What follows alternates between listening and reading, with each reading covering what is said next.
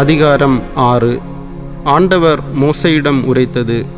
தம்மிடம் கொடுக்கப்பட்டிருந்த அல்லது பணயமாய் வைக்கப்பட்டிருந்த பொருளை ஒருவர் தம் இனத்தாரிடமிருந்து ஏமாற்றி எடுத்துக்கொண்டோ, அவரிடமிருந்து ஒரு பொருளை திருடிக் கொண்டோ, தம் இனத்தாரை ஒடுக்கி பறித்து கொண்டோ, காணாமற் போனதை கண்டெடுத்தும் அதை மறுத்து பொய்யாணையிட்டோ, இவற்றைப் போன்ற வேறு ஏதாவது பாவத்திற்கு உட்பட்டோ ஆண்டவருக்கு துரோகம் செய்தால் அவர் பாவத்திற்கு உட்பட்டு குற்றப்பழிக்கு ஆளாவார். அவர் தாம் திருடிக் கொண்டதையோ ஒடுக்கி பறித்து கொண்டதையோ, தம்மிடம் கொடுக்கப்பட்டிருந்த பொருளையோ, காணாமற் போய் தாம் கண்டெடுத்ததையோ, பொய்யாணையிட்டு பெற்று கொண்டதையோ, இவை போன்ற அனைத்தையும் முழுமையாக திருப்பிக் கொடுக்க வேண்டும். அன்றியும் அதன் 1/5 பங்கையும் சேர்த்து குற்றப்பழி நீக்கும் பலி நாளில் உரியவருக்கு கொடுக்க வேண்டும். மேலும் குற்றத்தை போக்கும் பலியாக குற்றத்தின் தன்மைக்கும் அளவிற்கும் ஏற்றபடி பழுதற்ற ஓர் ஆட்டுக்கிடாயை கொண்டு வர வேண்டும்.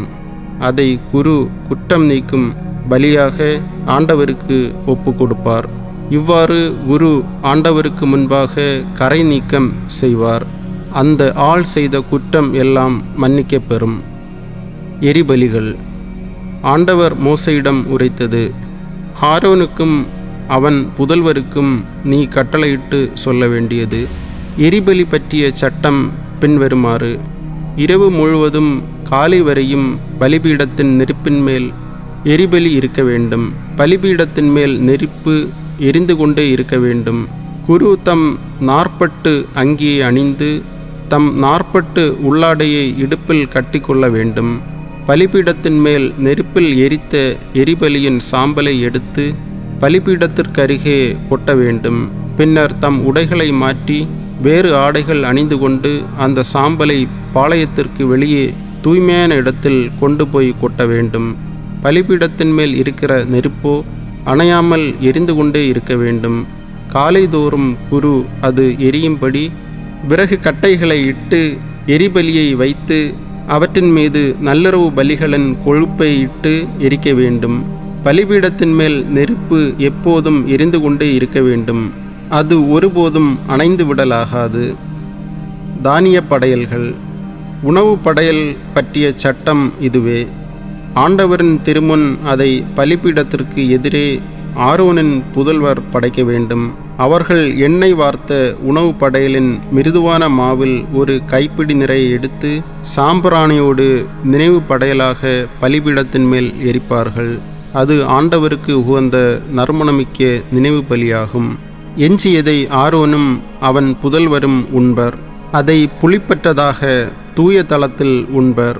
சந்திப்பு கூடாரத்தின் முற்றத்தில் அதை உண்பர். அதை புளிக்க வைக்காமல் சுட வேண்டும்.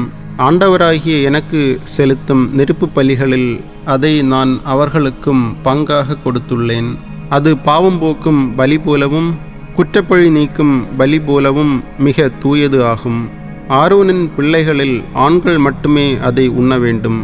இது தலைமுறை தோறும் உங்களுக்கு மாறாத நியமமாய் விளங்கும். ஆண்டவருக்கு செலுத்தும் நெருப்பு பலிகளில் எதையும் தொடுகிறவன் தூயவனாய் இருப்பான். ஆண்டவர் மோசேயிடம் உரைத்தது. ஆரோனும் அவன் புதல்வரும் அருள் பொழிவு பெறுகின்ற நாளில் அவனும் அவன் புதல்வரும் ஆண்டவருக்கு கொண்டு வர வேண்டிய படையல் இதுவே.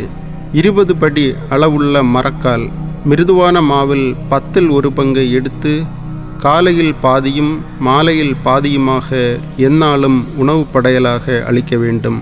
தட்டையான சட்டியில் எண்ணெயை விட்டு அதை சுட வேண்டும். சுட்ட பின்னர் அதை எடுத்து 10 துண்டுகளாக்கி ஆண்டவருக்கு உகந்த நறுமணமிக்க உணவு படையலாக அளிக்க வேண்டும். அவன் புதல்வரில் அவனுக்கு பின் அருள் பொழிவு பெறும் என்றென்றும் மாறாத நியமமாக இதை படைக்க வேண்டும். இது ஆண்டவருக்காக முழுவதும் எரிக்கப்படும். தனக்கென செலுத்தும் உணவு படையல் முழுவதும் எரிக்கப்பட வேண்டும். அதை உண்ணலாகாது. குற்ற நீக்க காணிக்கைகள். ஆண்டவர் மோசேயிடம் உரைத்தது. நீ ஆரோனிடமும் அவன் புதல்வரிடமும் சொல்ல வேண்டியது. பாவம் போக்கும் பலி பற்றிய சட்டம் இதுவே. எரிபலிக்குரியதும் பாவம் போக்கும் பலிக்குரியதும் பலியாக்கப்படுகிற இடத்திலேயே ஆண்டவர் திருமுன் அடிக்கப்பட வேண்டும். அது மிக தூயது. பாவம் போக்குவதற்கென அதை படைக்கும் குரு அதை உண்பார். சந்திப்பு கூடாரத்தின் முற்றமாகிய தூய தளத்தில் அது உண்ணப்பட வேண்டும்.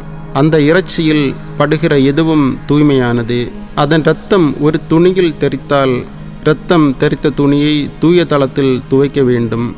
அதை வேக வைத்த மண்பாண்டம் உடைக்கப்பட வேண்டும். வெண்கல பானையில் வேக வைத்தால் அதை தேய்த்து தண்ணீரால் நன்கு கழுவ வேண்டும். குருக்களின் குடும்பத்து ஆண்கள் யாவரும் அதை உண்ணலாம்.